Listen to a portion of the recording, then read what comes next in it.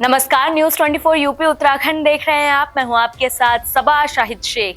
चौधरी चरण सिंह और एमएस स्वामीनाथन को भारत रत्न देने का ऐलान हुआ है, जिससे किसान भी काफी खुश हैं।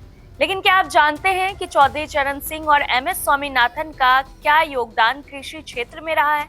तो चलिए आज इसी पर चर्चा करेंगे। चर्चा के लिए हमारे साथ मौजूद है देश के जाने माने कृषि विशेषज्ञ देवेंद्र शर्मा जी। देवेंद्र शर्मा जी, बहुत बहुत स्वागत है आपका। तो चौधरी चरण सिंह जी ने क्या योगदान दिया है किसानों के लिए, क्या आप विस्तार से बताएंगे? देखिए, जब भी हम खेती किसानी की बात करते हैं तो चौधरी चरण सिंह का नाम बिल्कुल सुर्खियों में आता है। और वो इसलिए आता है कि एक टाइम पर पॉलिटिकल जो एक सोच थी उसमें एक किसानों के बारे में या किसानों को लेकर आना, उसमें बहुत बड़ी उनका कंट्रीब्यूशन थी। और ये कंट्रीब्यूशन दो तीन चीज़ों से अगर आप देखना चाहें, क्योंकि वो चौधरी चरण सिंह समझते थे कि किसान का दुख कहाँ पर है। और उन्होंने जब ये कहा था कि किसान भारत में कर्जे में पैदा होता है और कर्जे में मरता है, तो ये पूरा एक ऑब्जेक्टिविटी से हमें बताया जाता है कि चौधरी चरण सिंह द्वारा कि किसान की दुर्दशा के कारण क्या है और उसकी तरफ ध्यान देने की ज़रूरत है। मुझे लगता है कि यही सोच तो थी उनके। जितना भी लिटरेचर मैंने देखा है, उनके बारे में पढ़ा है जो, या उन्होंने जो लिखा है, उसमें ये बहुत ही प्रेडोमिनेंट थी। और उसमें उनका प्रयास था कि खेती से किसानों को जो संकट है उससे कैसे निकाला जाए। दूसरी बात है कि हम ये भी जानते हैं कि चौधरी साहब एक बात बिल्कुल समझते थे और किसानों को वो एडवाइस भी करते थे कि किसान को ये कहते थे कि भोले किसान, तू अपनी एक नज़र जो है अपने हल पे रख और एक नज़र जो दूसरी नज़र जो है वो तू दिल्ली पे रख। अब शायद तीसरी नज़र की ज़रूरत है आजकल, क्योंकि उस ज़माने में WTO और इन सब एग्रीमेंट्स का एक इम्पैक्ट नहीं पड़ता था खेती पर लेकिन आजकल इंपोर्ट एक्सपोर्ट पॉलिसी और जो WTO में जिनेवा में हो रहा है एक्शन और रिएक्शन, और प्लस हम जो इंटरनेशनली वहाँ भी देखते हैं वॉशिंगटन DC में या ब्रसल्स में, तो ये इन सब की तरफ भी एक नज़र रखने की ज़रूरत है किसानों को। लेकिन जो मैसेज था चौधरी साहब का वो बड़ा क्लियर था कि आप यही मत सोचो कि आप अपने खेत में आप बिल्कुल कुशल हैं और इफ़ेक्टिवली आप खेती कर रहे हैं तो उससे आपका उपचार हो पाएगा। नहीं, आपको देश की नीतियाँ, इंटरनेशनल नीतियाँ और उन सब का क्या मिला जुला आपके ऊपर इम्पैक्ट पड़ता है, उसके ऊपर भी आपको नज़र रखनी पड़ेगी। तो मुझे लगता है कि ये दो तीन बातों में ही अगर मैं समेटने का प्रयास करूँ तो चौधरी साहब की कंट्रीब्यूशन एक तो सोचने में और एक किसानों को सही सलाह देने में बहुत ही सक्षम रही है। तो एमएस स्वामीनाथन का भी भारतीय कृषि क्षेत्र में बहुत बड़ा योगदान रहा है। उन्होंने जो बदलाव किए थे वो किस तरह से किए थे, यानी कि किस तरह के बदलाव थे वो? देखिए, स्वामीनाथन साहब को जो भारत रत्न मिला है बहुत सराहनीय है, लेकिन एक बात हमें जाननी है कि ये भारत रत्न तो उनको बहुत साल पहले मिल जाना चाहिए था। मैं इसलिए कह रहा हूँ कि बहुत साल पहले उनको भारत रत्न से नवाजा जाना चाहिए था, क्योंकि हम जानते हैं कि नेशनली और इंटरनेशनली उनकी कितनी कंट्रीब्यूशन है। नेशनली जब हम कहते हैं तो ये तो सारा देश अब मानता है कि भारत को भूख के चक्र से निकालने में स्वामीनाथन की लीडरशिप ने एक बहुत अहम रोल अदा किया था। और हम जानते हैं कि जब पहला World Food Prize doctor Swaminathan को दिया गया तो उस समय जो सेक्रेटरी जनरल थे यूनाइटेड नेशंस के, उन्होंने अपने एक चिट्ठी में उनको लिखा था स्वामीनाथन जी को कि you are a walking legend. जिस सज्जन को हमने इतने साल पहले ही इंटरनेशनली रिकॉग्नाइज किया गया एज ए वॉकिंग लेजेंड, तो मुझे लगता है कि उनको जो आज जो भारत रत्न दिया गया है वो ठीक है, वो डिज़र्व करते थे, बस उनको बहुत साल पहले मिल जाना चाहिए था। दूसरी बात, हम ये भी ना भूलें कि स्वामीनाथन को असली जो अवार्ड होगा या असली जो रिकॉग्निशन होगी, मेरा मानना है कि स्वामीनाथन जी की जो रिकमेंडेशन है by way of the farmers commission जिसको वो चेयर करते थे, उनका ये कहना था कि किसानों को जो दाम है उसका वो C2+50, आजकल ये बहुत प्रचलित है ये टर्म C2+50, यानी जो कॉम्प्रिहेंसिव कॉस्ट है उसके ऊपर 50% का प्रॉफिट ये किसानों को मिलना चाहिए। ये उनकी रिकमेंडेशन थी और ये रिकमेंडेशन अब बहुत सालों से सरकार के खाते में पड़ी है। और लेकिन पहले तो पिछली सरकार ने उस पर नहीं अमल किया, दूसरी सरकार ने कहा कि इसको अमल करना चाहिए, लेकिन सुप्रीम कोर्ट में एक एफिडेविट देके कहा कि हम ये नहीं दे सकते हैं, क्योंकि इससे मार्केट डिस्टॉर्ट हो जाएगी। मुझे लगता है कि स्वामीनाथन जी जो बात कहने चाहते थे शायद वो देश नहीं समझ सका।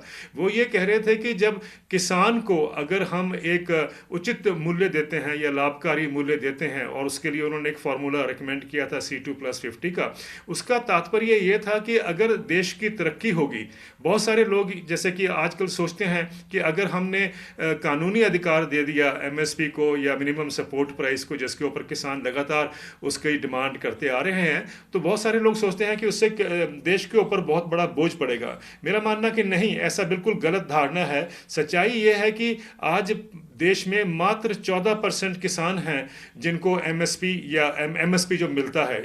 वो जो 14% किसान हैं उनकी जो इकोनॉमिक हालात हैं वो रिलेटिवली बाकी किसानों से बेहतर है। तो इसका मतलब ये हुआ कि 86% जो किसान हैं देश के बचे हुए, 86% फार्मर्स जो हैं वो बाजार के ऊपर डिपेंडेंट हैं, मार्केट्स के ऊपर डिपेंडेंट हैं। अगर मार्केट्स इतनी अच्छी होती, किसानों का उससे फ़ायदा हो रहा होता, तो क्या किसान ये बेवकूफ़ हैं कि वो जानते नहीं हैं कि मार्केट्स इतनी अच्छी हैं और फिर भी वो डिमांड करते कि MSP को कानूनी अधिकार बनाया जाए? स्वामीनाथन जी की सोच, जहाँ तक मेरा उनसे जब इंटरेक्शन होता था, वो ये था कि अगर ये आज जो 86% हैं, पहले ये तकरीबन 94% के करीब थे जो किसान जिनको बाजार पे डिपेंडेंट होना पड़ता था, जब शांता कुमार कमेटी बैठी थी और उनका अध्ययन यह था कि 6% किसानों को MSP मिलता है, तो आज वो बढ़कर 14% हो गया है। स्वामीनाथन जी का ये सोचना था कि जब ये 86% किसानों को भी MSP मिलेगा, तो आप देखिए कि वो जो पैसा किसान के पास अतिरिक्त आएगा वो आखिरकार बाजार में ही आएगा ना, वो उसको बाजार में ही खर्चेंगे। और जब बाजार में खर्चेंगे तो आप देखिए कितनी डिमांड क्रिएट होगी, क्योंकि आफ्टर ऑल 50% पॉपुलेशन के पास जब अधिक पैसा आएगा और वो अधिक मार्केट में पैसा खर्चेंगे, तो उससे इतनी बड़ी डिमांड क्रिएट होगी, और इतनी बड़ी डिमांड क्रिएट होगी तो कि व्हील्स ऑफ डेवलपमेंट दौड़ेंगे।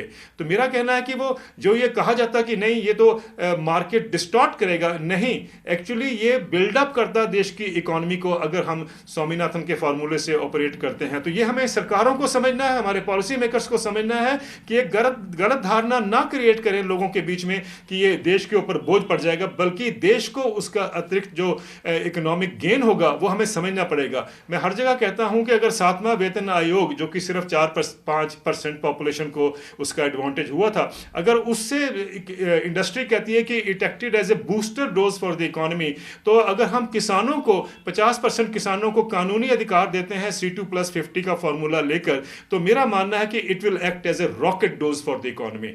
और वही कॉर्पोरेट्स को भी फायदा होगा, क्योंकि ज्यादा पैसा होगा तो ज्यादा लोग खर्चेंगे, उनका सामान खरीदेंगे। ये नहीं सोचना चाहिए कि ये किसान जो हैं ये देश के ऊपर बोझ हैं। मुझे लगता है कि अगर इकोनॉमिक नई सोच या नई डायरेक्शन में चलना है और वाकई अगर हम विश्व गुरु की तरफ बढ़ना चाहते हैं, तो मुझे लगता है कि भारत के पास एक ऐसा तंत्र है और एक ऐसा मंत्र है जो हम अगर सारी दुनिया को एक मैसेज दे सकते हैं कि सारी दुनिया में किसानों को, उनको अगर जिस क्राइसिस से खेती गुजर रही है दुनिया में, उसको निकालने का एक ही रास्ता है कि MSP को कानूनी अधिकार बनाया जाए। यही स्वामीनाथन चाहते थे, जितना भी मेरा उनसे इंटरेक्शन होता था। और मैं सोचता हूं कि इतिहास में अगर 20th सेंचुरी में किसी भी सज्जन में ग्लोबली जिसने इतना बड़ा कंट्रीब्यूशन किया हो तो वो MS स्वामीनाथन थे। देखिए उनकी जो रिपोर्ट है, जितनी भी उन्होंने रिपोर्ट पेश की थी, उसमें उन्होंने हर एस्पेक्ट को उन्होंने फोकस किया था, और वो सारे जो एस्पेक्ट हैं मैं ये समझता हूं कि वो इम्पॉर्टेंट हैं, लेकिन उसमें कुछ के ऊपर सवाल भी खड़े होते हैं, उसके ऊपर डिबेट भी हो सकती है। लेकिन सबसे महत्वपूर्ण बात जो डॉक्टर स्वामीनाथन ने की थी कि किसान को इस गंभीर संकट से कैसे निकालना है, वो मुझे लगता है कि वो जो फॉर्मूला है वो सारे समाज को, उसको हम इग्नोर नहीं कर सकते। उसको हम ये नहीं सोच सकते कि ये हमारे किसानों को अगर ये मिल जाएगा तो देश में क्राइसिस खड़ा हो जाएगा, नहीं, बल्कि देश की इकोनॉमिक ग्रोथ में बहुत बड़ा वो एक फाउंडेशन होगा या एक बहुत बड़ा बिल्डअप होगा। तो किसानों की राजनीति करने वाले लोग या किसानों की राजनीति करने वाली पार्टियों को वोट की जमीन पर बड़ी कामयाबी क्यों नहीं मिल पाती, इसे आप किस नजरिए से देखते हैं? देखिए, ये बड़ा दुर्भाग्य है कि एक किसान जो एज ए सेगमेंट कहें या सोसाइटी का हिस्सा कहें, तो वो अनऑर्गेनाइज्ड है, वो अनऑर्गेनाइज्ड है और अलग अलग खेमों में बंटा हुआ है, कास्ट के ऊपर, रिलीजन के ऊपर, पॉलिटिकल आइडियोलॉजी के ऊपर, इन सबको बांटा हुआ है पॉलिटिकल फोर्सेस ने। इतने दशकों से हम देख रहे हैं कि किसान जब इलेक्शन में जाता है तो वो वोट एज ए फार्मर नहीं करता, वो किसानी के लिए वोट नहीं करता, वो वोट करता है कि किस धर्म से है, किस जाति से है, या किस पॉलिटिकल आइडियोलॉजी से, या इन सब इंटरेस्ट को मिला जुला कर वो जब वोट करता है तो उसका वोट बंट जाता है। और जब वो बंट जाता है तो हमने देखा कि पॉलिटिकल पार्टीज उसका एडवांटेज लेती हैं, वो एडवांटेज लेती हैं। यही एक कारण है कि आज भी मुझे लगता है कि कितने सालों से हम ये देखते आ रहे हैं कि political parties take it very easy, take it for granted कि किसानों का हमें फिक्र करने की जरूरत नहीं है। यही एक कारण है कि देखें 45 लाख करोड़ रुपए का हर साल तकरीबन बजट पेश होता है, जिसमें से मात्र 1.25 लाख करोड़ रुपए खेती की तरफ जो इसमें प्रोविजन किया जाता है। 1.25 लाख करोड़ रुपए में से आधा तो तकरीबन 60,000 करोड़ रुपए तो डायरेक्ट इनकम सपोर्ट जो 500 रुपए किसानों को हर महीने या 6,000 रुपए साल में मिलती है, वो उसका जो है प्रोविजन है। तो यानी तकरीबन 60-70 हजार करोड़ ही बच जाता है खेती के लिए, और जबकि पॉपुलेशन 50% है। जब आप 50% पॉपुलेशन के लिए इतना सा ही अमाउंट देते हैं, इतना सा ही बजट एलोकेट करते हैं, तो आप मानेंगे कि आप कोई चमत्कार नहीं एक्सपेक्ट कर सकते। बाकी बजट कहाँ जाता है ये सबको समझ आता है। मेरा मानना है कि अगर वाकई ही हम चाहते हैं कि किसान को उसमें पॉलिटिकल एक नैरेटिव में या पॉलिटिकल जो एक उनकी एक पोजीशनिंग है वो अगर हो पाए, तो मुझे तभी हो पाएगी कि अगर हम दो काम करने हैं। एक तो किसान को समझना है कि भाई मैं किसानी के ऊपर वोट करूंगा और मुझे किसी पॉलिटिकल आइडियोलॉजी से या जात पात से कोई मतलब नहीं है। एक बात तो ये है जहां पर किसानों की बहुत बड़ी गलती रही है ओवर द ईयर्स। और दूसरी बात यह है कि भाई क्या कारण है कि हम 50% पॉपुलेशन के लिए 50% बजट आवंटित नहीं कर सकते हैं। ये बहुत जरूरी है, क्योंकि आफ्टर ऑल 50% पॉपुलेशन के ऊपर अगर आप सिर्फ 1.25 लाख करोड़ रुपए ही खर्चते हैं, तो जैसा मैंने पहले कहा, you can't expect A miracle without investments, right kind of investments. तो वो होनी बहुत जरूरी है। और मेरा मानना है कि अगर किसान खुशहाल होता है देश का, तो सबका साथ सबका विकास जो है उसका और कोई रास्ता देश के पास नहीं है। तो दो चीजें अगर हम कर लेते हैं, किसान समझे और एक सरकार भी समझे, तो मुझे लगता है कि हम